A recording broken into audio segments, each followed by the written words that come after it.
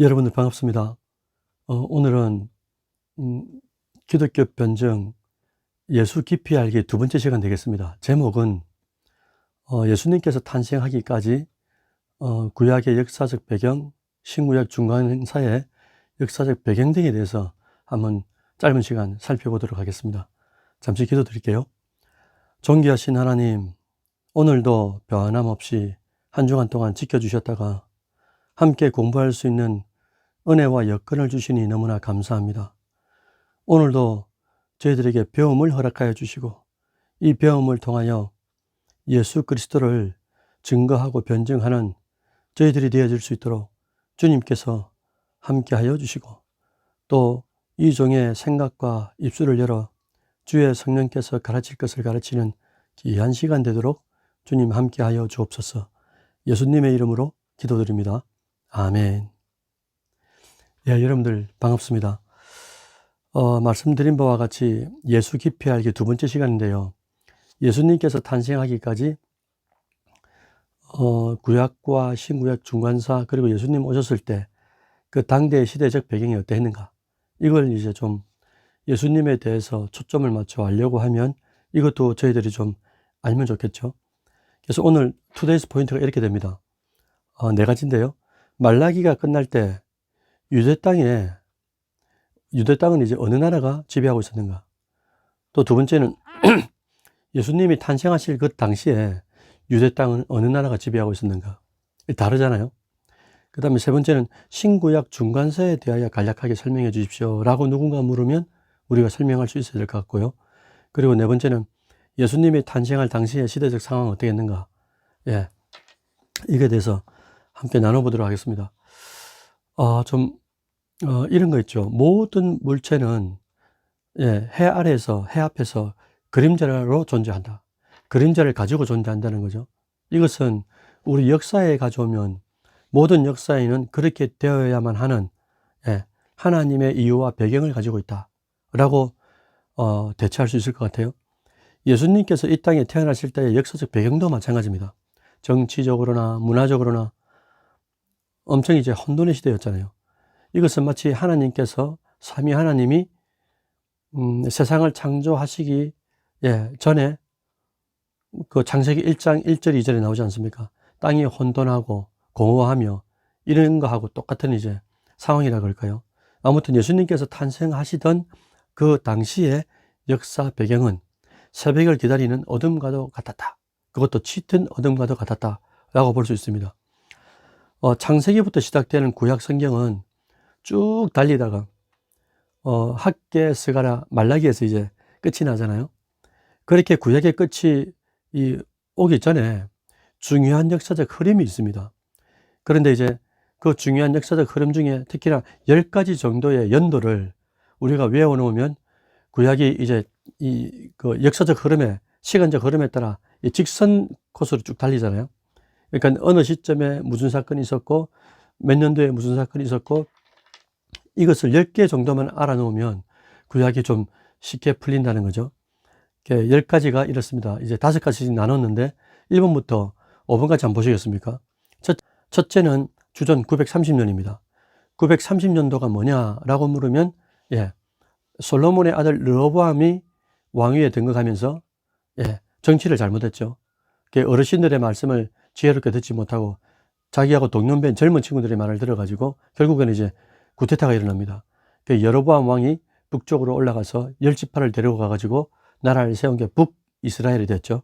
남쪽은 물론 남유다가 되었습니다. 유다라는 말은 유다 백성들과 베냐민 지파가 남았는데 유다 지파가 많았기 때문에 그렇게 부르게 되었죠. 그리고 두 번째 연도가 주전 722년입니다. 이 연도도 중요한데 북쪽은 북이스라엘, 남쪽은 유다가 됐잖아요. 북쪽이라는 나라, 북이스라엘이 이 인류 역사상에 얼마 동안 있지 않았습니다. 사라지게 됩니다. 그게 언제냐니까 아수르라는 나라가 BC 722년도에 쳐들어와 가지고 북이스라엘이라는 나라는 사라지게 되는 거죠.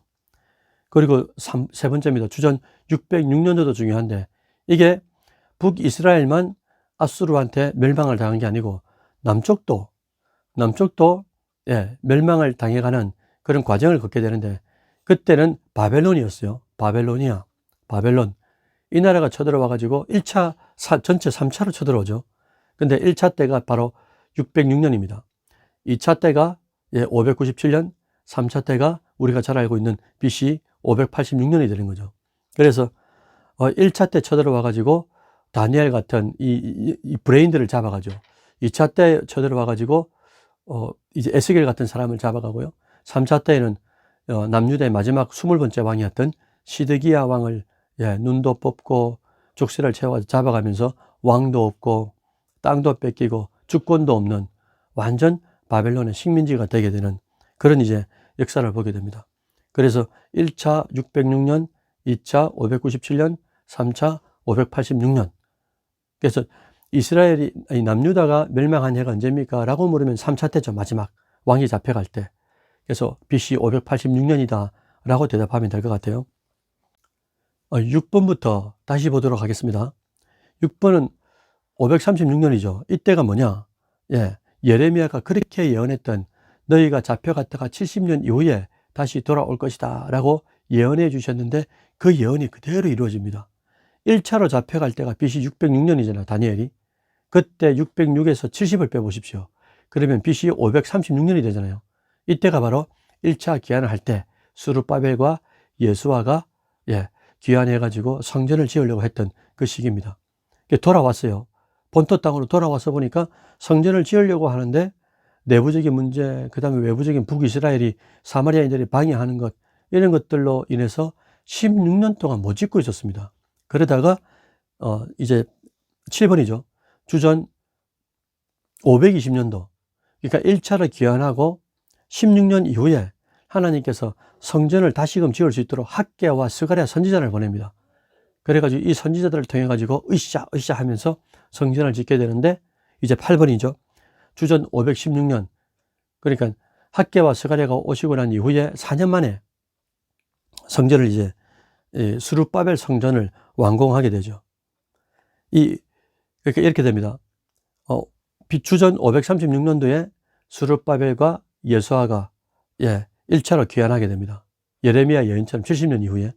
그리고 520년도에 16년이 지나서 성전을 못 짓고 있다가 학개와 스가랴를 보내가지고 하나님이 다시금 성전을 짓게 하고 지은 지가 4년 만에 짓게 되죠.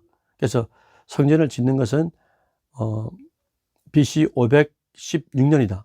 참 신기한 거는 1차로 잡혀갈 때 70년 이후에 다시 돌아온다고 했던 예레미야 예언처럼 536년도에 돌아왔어요. 그런데 성전이 언제 무너지느냐 봤더니 BC 586년도에 무너지지 않습니까? 3차로 잡혀갈 때. 그런데 그것도 딱 70년 이후에 하나님께서 성전을 516년도에 완공을 하더라라는 겁니다. 잡혀간 지 70년 만에 귀환하게 하시고 성전이 무너진 지 70년 만에 성전을 완공하게 하신 하나님. 이렇게 된다는 거죠. 그리고 9번은 번호가 주전 458년이죠. 이때는 이제 2차 귀환이 시작됩니다. 이때는 에스라를 통해 가지고 영적인 그 생활들을 지도하게끔 하나님께서 2차 귀환을 시도하게 하시고, 그 다음에 주전 10번이죠. 주전 444년. 이때가 이제 느헤미야를 통해 가지고 3차 귀환을 하면서 성벽을 완전히 이제 짓게 되는 그런 해가 된다는 거죠. 그래서 다시 보실까요? 너무나 중요한데 1번은 930년도 북이스라엘과 남유다가 분열되는 거. 그 다음에 722년 2번. 이거는 북이스라엘이 아수르로부터 멸망당한 거. 3번은 606년 바벨론으로부터 남유다가 1차 침공을 당한 거. 다니엘이 잡혀가죠. 그 다음에 4번 597년 바벨론으로부터 2차 침공을 당해가지고 에스겔 같은 이 멤버들이 잡혀갑니다. 그 다음에 5번은 주전 586년 성전도 무너지고 시드기야 마지막 20번째 왕도 잡혀가면서 완전 식민지가 되게 되는 거죠. 이게 3차 포로입니다. 그러다가 6번에 보니까 주전 536년도 70년 이후에 다시금 1차 포로로 스룹바벨과 예수아가 와가지고 성전을 지으려고 하고, 그리고 7번에 주전 520년이죠. 그 성전을 지으려고 했던 536년도에 못 짓고 있다가 16년 동안 내부적인 갈등과 이 북이스라엘의 방해 때문에 말이죠. 못 짓고 있다가 하나님께서 520년도에 학개와 스가랴 선지자를 마지막으로 보냅니다. 그래서 이제 격려하고 위로해서 다시금 성전을 짓게 하는데 결국 이제 주전 516년도에 성전을 완전히 짓게 된다. 그리고 또 이제 이 몇십 년 지나가지고 9번이죠. 주전 458년도에 2차로 에스라와 같은 멤버들이 이제 귀환하게 되고, 그리고 이제 영적 신앙을 이제 재건하게 되고, 그 다음에 마지막 10번째 444년도에 그 누구죠? 느헤미야를 통해 가지고 성벽을 재건하면서 3차 귀환을 하게 되는 요렇게 이제 흘러갑니다. 그래서 스룹바벨에 의해서 성전도 완공됐어요. 느헤미야에 의해서 성벽도 완공됐는데 백성들은 여전히 죄를 범하면서 하나님께서 이제 그런 백성들을 보면서 마지막 선지자를 보냅니다. 그게 구약의 마지막 성경 말라기죠. 말라기. 말라기란 말은 나의 천사라는 이제 이 히브리어죠. 말라기, 사람을 말합니다. 사람 이름인데 말라기 선지자를 보내가지고 하나님께서 마지막 말씀을 남기는데 그때 뭐라고 하시냐니까 이제 내가 다시 엘리야를 보내리라 라고 이제 말씀을 하시면서 마무리를 짓거든요. 구약이. 이때 엘리야라는 것은 400년 이후에 올 세례 요한을 말하게 되는 거죠. 그렇게 해서 주전 430년경에 결국 전체 이 구약의 이 성경은 끝이 나게 됩니다. 자, 여러분들 이제 여기서 퀴즈가 나가는데요. 맞춰보십시오. 남유다가 1차 포로로 주전 606년도에 잡혀가게 되잖아요. 그리고 2차 포로로 주전 597년도에 잡혀갑니다. 그리고 마지막 3차 포로로 바벨론에 586년도에 잡혀가면서 완전히 망하게 되는데, 그러면 구약이 끝나갈 무렵, 그러니까 말라기가 끝날 때 그때는 어느 나라가 유다를 지배하고 있었는가 라는 질문이 왔어요. 여러분들 답이 뭘까요? 답은 말라기가 끝날 때는 어디냐니까 애굽도 아니고요, 바벨론도 아니고 바로 페르시아입니다. 페르시아. 그래서 바벨론하고 잡혀갈 때는 바벨론한테 잡혀갔지만 바벨론이 결국은 페르시아에게 점령을 당하게 되거든요. 그때 바로 이제 말라기 선지자가 구약으로 끝이 나게 되는 거죠. 그럼 두 번째 퀴즈입니다. 말라기가 주전 430년경에 쓰여지면서 구약이 끝나잖아요. 그리고 구약 말라기와 신약 마태복음 사이에 400년이라는 기간이 있습니다. 그리고 400년이 흐르고 난 이후에 예수님께서 이제 태어나시잖아요. 근데 예수님이 태어날 때에는 어느 나라가 유다를 지배하고 있었는가 라는 질문을 우리가 받았을 때 뭐라고 대답하면 되겠습니까? 그때는 바로 로마다. 로마. 그래서 말라기서와 마태복음이 나오기까지 400년의 암흑시대가 도래하는데 참 재밌죠. 이 암흑시대라고 하는 이유는 왜냐하면 하나님의 말씀을 먹으면 가르치는 왕이라든지 선지자라든지 제사장이 한 명도 없었어요. 그래서 하나님의 삐된 뜻을 전해주시는 존재가 아무도 없었기 때문에 이때를 가리켜 가지고 암흑시대다라고 일컬었던 거죠. 이걸 신학적으로는 신구약 중간시대, 중간사, 신구약 배경사라고 일컫기도 합니다. 이 중간기 시대에 영적으로는 암흑시대죠. 하나님의 뜻을 아무도 전달해 주는 분이 없었기 때문에. 그런데 이게 희한하게도 육체적으로는 엄청나게 세상의 학문들이 발전합니다. 그러니까 의학의 아버지 히포크라테스, 수학의 아버지, 이렇게 의학이나 수학이나 모든 학문들이 이때 완전히 흥황하게 되는 거죠. 그때가 바로 신구약 중간시대라는 거죠. 그 이유 중에 하나는 왜 그러느냐라고 물으면 이렇게 대답하면 됩니다. 이 페르시아하고 그리스, 알렉산더하고 전쟁을 하는데 결국은 페르시아가 알렉산더 이 대왕에게 잡히게 됩니다. 그래서 이 알렉산더 대왕이 이 그리스 헬라 문화를 전 세계에 펼쳐지게 되잖아요. 쉽게 말해서 오늘날의 서구 문화, 이것은 어디서부터 비롯됐느냐라고 물으면 알렉산더 대왕이 페르시아를 점령하면서 그때부터 헬라 문화를 전 세계에 퍼뜨리게 된 것이 서구 문화의 기초가 되었다라고 세계사에서는 가르친다는 거예요. 그래서 이 영향은 이스라엘 백성들의 삶에도 지대한 영향을 미치게 되었습니다. 그러니까 히브리 문화, 다른 말로 하면 헤브라이즘이라 그러죠. 헤브라이즘 문화에서 헬라 문화, 즉 헬레니즘 문화로 격변하게 되었다라는 거예요. 이러한 신구약 중간 시대에 종교적으로는 야곱의 넷째 아들이었죠. 르, 시, 레, 유니까 르벤, 시므온, 레위, 유다인데 이 유다의 후손, 즉 유대인들의 종교, 유대교가 생겨나게 되는 거예요. 신구약 중간 시대 때 말입니다. 그래서 유대교의 형성은 언제냐라고 물으면 이렇게 대답하면 될 것 같아요. 바벨론에 의해서 이스라엘 백성들이 남유다 백성들이 이제 포로로 잡혀가고, 또한 잡혀간 사람도 있지만은 전 세계에 흩어진 사람도 있었지 않습니까? 그러니까 이 흩어진 유대인들을 디아스포라라고 명명했던 거예요. 이들은 하나님께 버림받아 가지고 멸망당한 것은 우리가 하나님을 멀리하고 우상을 섬겼기 때문이다라고 깨닫고 회개하면서 신앙의 회복 운동을 펼쳤는데, 그 결과 탄생한 종교가 바로 유대교라는 거예요. 유대교에는 반드시 세 가지 요소가 필요합니다. 하나는 뭐냐니까, 유대인들은 10명만 모여도 그게 어느 나라든지 간에 거기다가 회당을 만들죠. 그리고 회당을 만들고 난 뒤에 이 회당에다가 꼭 랍비를 세웁니다. 그리고 이 랍비가 무엇을 가르치느냐라고 봤더니 모세의 오경, 토라를 가르치더라는 거예요. 그래서 회당과 랍비와 토라, 이 세 가지를 유대교의 핵심 요소다라고 이전에 이제 강의 때 한번 말씀드린 적이 있습니다. 이렇게 신구약 중간 시대에 유대교가 생겨났고, 그 유대교 안에 또 분파가 있었잖아요. 바리새파, 사두개파, 에세네파, 뭐 이런 분파들이 생겨나죠.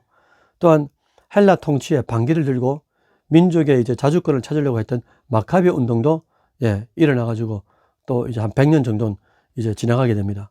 이 마카비 운동의 뿌리에서 나중에는 로마 정권에 투쟁하는 지하 독립운동단체가 생기는데, 이게 바로 헤롯 땅이 되는 거죠. 이렇게 예수께서 오시기 전에 역사적 정황은 정치적인 혼란, 또 문화적인 혼돈, 또 신앙의 이 갈등의 요소들이 많이 있었습니다. 그래서 이스라엘 백성들은 더욱 간절하게 예수님이 오시기 직전까지 뭘 한 가지 크게 소원하고 있었는데, 그게 뭐냐니까 메시아 대망론인 거죠. 메시아 대망론. 오랜 가뭄의 와중에서 단비를 이제 기다리듯이 모든 역사적 정황이 그리스도의 오심, 성육신, 그것을 이제 간절히 고대하고 있었다는 겁니다. 이렇게 격동의 세계사가 이루어지는 중에도 하나님은 메시아 등장의 상황을 만들어가고 계셨다는 거예요. 그걸 이제 예수님 오시기 직전에 하나님께서 준비하신 세 가지 요소가 있습니다. 그게 뭐냐니까, 첫째는 언어를 통일시켜 주셨어요. 주전 300년경에 알렉산더 대왕의 시대가, 그리스 시대가 열리잖아요. 그러면서 가는 곳곳마다 헬라 문화, 그리고 특히나 헬라어를 세계 공용어로 사용하도록 통일시켜 버렸습니다. 그래서 여러분들 잘 보십시오. 이게 신약으로 넘어와서 사도 바울 같은 이런 선교사들이 복음을 전하기 위해서 세계를 누비고 다닐 때 어디를 가든지 무슨 언어를 쓴 겁니까? 헬라어 하나면 다 통용이 됐다는 거예요. 외국에 가서 복음을 전하는데 언어 장애가 없다는 것, 이게 얼마나 큰 유익이 되겠습니까? 그래서 하나님께서 이렇게 준비하셨다는 거죠. 헬라어로 언어를 통일시켜 주셨다. 두 번째는 그리스 헬라의 알렉산더가 로마에게 지고 난 이후에 로마가 세계의 전 패권을 차지합니다. 이때 로마는 세계를 통치하기 위해서 무엇을 만들었느냐라고 봤더니 2차선 도로를 전체 만들어 버렸죠. 원래는 군사용 도로였습니다. 근데 이 군사를 통해 가지고 어디에서 이제 반란이나 또 폭동이 일어나면 군대가 가가지고 이걸 이제 군대가 출동해 가지고 그걸 진압하기 위해서 도로를 만들었다는 거예요. 그래서 로마를 중심으로 모든 지역과 통하도록 만든 2차선 도로를 만들었는데, 그래서 그때 생겨난 말이 뭐냐니까 모든 길은 로마로라는 이제 말이 이때부터 생겨났던 거죠. 그런데 하나님은 이런 역사의 이면에 실존하시면서 이후에 사도들이 선교 유행을 할 때 이 도로를 유익하게 활용할 수 있도록 또 이제 만들어 주셨다는 거예요. 세 번째로 하나님께서 준비하신 게 뭐냐라고 물으면, 그리스도의 복음을 위해 준비한 상황이 한 가지 더 있었는데, 그게 바로 디아스포라 유대인이었습니다. 여러분 생각해 보십시오. 바벨론 포로와 그리고 또 페르시아 포로 그리고 그리스 포로 그리고 이제 마지막 예수님 탄생할 때는 로마였는데 이 로마라는 제국의 식민지를 거치면서 전 세계에 흩어진 디아스포라 유대인들은 사도들이 복음을 전하는데 좋은 발판이 되었던 거예요. 왜 그러냐니까 사도들이 선교 여행을 갈 때마다 어느 지역을 가도 흩어진 유대인 디아스포라가 거기에 있었다는 겁니다. 그래서 거기서 기존에 있었던 디아스포라들이 사도들을 반갑게 맞아주시고 숙식을 제공해 주시고 또 설교할 수 있도록 장소를 제공하고 또 선교 사역을 할 수 있도록 또 비용도 제공하고 그리고 자기들이 누군가를 전도해 오면서 복음을 듣도록 만드는 참 희한하게도 이미 흩어진 유대인들을 통하여 복음이 급속도로 확장될 수 있도록 하나님께서 미리 유대인들을 흩어 넣으셨더라라는 거죠. 이걸 디아스포라라고 말씀드렸습니다. 어쨌든 이처럼 그리스도의 오심을 위해 역사의 무대가 완벽하게 준비해 주신 하나님, 이스라엘 백성은 간절하게 메시아를 대망하고 있었고 세계가 하나가 되어서 통제를 받지 않고 여행을 할 수 있었고 언어가 하나로 통일되어 있었고 또 도로도 잘 발달되어 가지고 어느 곳이나 유대인들이 살면서 사도들을 맞이할 수 있도록 만들어 주신 하나님이다 라는 거죠. 그래서 역사를 주관하시고 또 역사를 섭리하시는 하나님은 예수 그리스도를 보내주시기 위해서 유다 백성들에게 수많은 고초와 어려움을 허락하신 건 사실이지만은 그 중에서 하나님은 예수님의 출현을 성육신을 위해서 이렇게 준비해 주셨다라는 겁니다. 이게 이제 지금의 시대로 우리가 해석하면 이런 거 아니겠어요? 지금도 우리가 이렇게 얼마나 좀 이렇게 갑갑한 세월을 보내고 있습니까? 왜냐니까 전 세계에 펼쳐져 있는 이 코로나 감염병 때문에 참 이제 어려움을 겪고 있어요. 그런데 이것도 말입니다. 믿음으로 받으면 유익할 수 있다는 거예요. 이런 이제 해석들이 필요하다는 겁니다. 어떤 사면초가에 빠져도 어떤 어려움이 있어도 그 어려움 가운데서도 하나님은 반드시 그 이면에 역사적 배경을 두신다는 거예요. 목적과 이유를 두신다는 겁니다. 그래서 이 코로나 시대에도 하나님은 버릴 것이 없도록 감사함으로 받고 그 가운데서 우리가 어떻게 할 수 없는 여력들이 많이 부족하지만 그 가운데서도 하나님은 하나님의 하실 일들을 교회와 성도와 부서라든지 이런 곳에 반드시 주신다라는 거죠. 그래서 우리가 믿음으로 해석하고 믿음으로 이 어려움들을 코로나 시대를 잘 극복하면 지금은 보이지 않지만 지금, 과거, 현재 시간을 초월해서 미래에도 존재하시는 이 하나님이 준비하신 것을 우리가 기쁨으로 그대로 거둘 수 있도록 하나님은 이미 준비해 놓으셨다. 그래서 믿음으로 해석하고 믿음으로 잘 극복하기를 하나님은 기다리고 계신다라는 거죠. 이렇게 해서 오늘은 예수님이 탄생하기까지 역사적 배경을 한번 살펴봤습니다. 한 번, 두 번, 세 번 자꾸 이제 들으시면서 아까 연도가 나왔는데 연도가 좀 어렵잖아요. 처음 들으면 어렵다고 생각하지 마시고 계속 이제 한번 외우시고 읽어보십시오. 그러면 이 10가지 연도만 딱 잡히면 나머지는 이제 더 쉬워질 것으로 생각이 됩니다. 아무쪼록 오늘 예수님이 탄생할 때까지 구약과 신구약 중간사 그리고 예수님이 탄생할 당시의 시대상을 배경을 그리고 하나님의 준비하심을 우리가 한번 보게 되었어요. 이런 역사적 사실을 통해서 예수님을 더욱더 잘 변호하는 우리 모두가 되었으면 좋겠습니다. 이것으로 강의 마치도록 할게요. 잠시 기도드리겠습니다. 사랑의 하나님 아버지 감사합니다. 오늘도 짧은 시간이지만 하나님께서 공부할 수 있는 모든 여건들을 허락하여 주시고 또 이 공부를 통하여 하나님 저희들 영광을 드렸으면 좋겠습니다.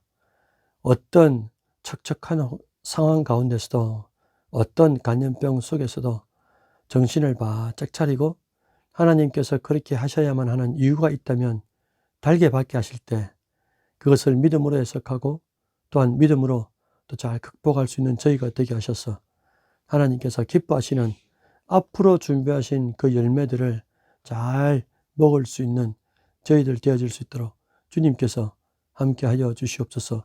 오늘도 함께 공부한 심령과 그들의 간구와 또 그들의 가정과 자녀손들을 하나님께서 눈동자처럼 지켜 보하여 주시고 또 앞으로의 시대 가운데 존귀하게 쓰여지는 귀한 성령의 도구가 되도록 주님 인도하여 주시옵소서. 우리의 유일한 중보자 되시는 예수 그리스도의 이름으로 기도드리옵나이다. 아멘. 여러분들 수고하셨습니다. 감사합니다.